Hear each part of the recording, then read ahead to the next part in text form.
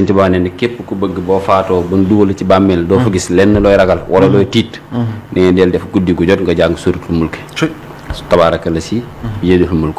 ay aayam bariwul saaru gàttal nga koy jàng fanweeri aaya waaw kon nga koy jàng guddi gu jot bis boo faatoo kenn du la mbugal ci bàmmeel jar na ko mu ne wa kullu man asbata rakaatayni ba'dal xisaab bi suuratayni al mulk wa sajda fallahu ala yaxfiru fi xaddi lahu ma faala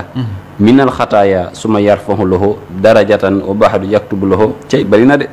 xasanatan bi kulli san min xat jana fa haza min humal masaaya wal muna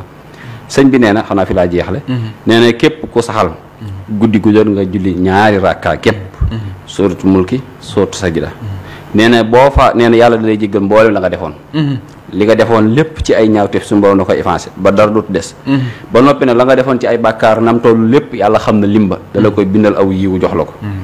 te nee na it da la ko bindal aw yiw daal la koy jox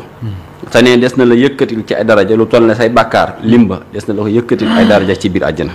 waaw kon loolu ngënee la loo xam ne si ne sëñ Modou ñu ngi ko mën a amee ci alxuraanul karim wax nga ko léegi ayatul kursi Sëriñ Tuubaa wax na ko wa ayatul kursi yaa ixwaani taadilu xat xuruful quraani waxaane wa kullu man boo xayda kulli fardi yaqra waa fa xaas bi xayri xaddi ko koy jàng julli gu nekk leen a dox sa digganteeg dem àjjana muy faatu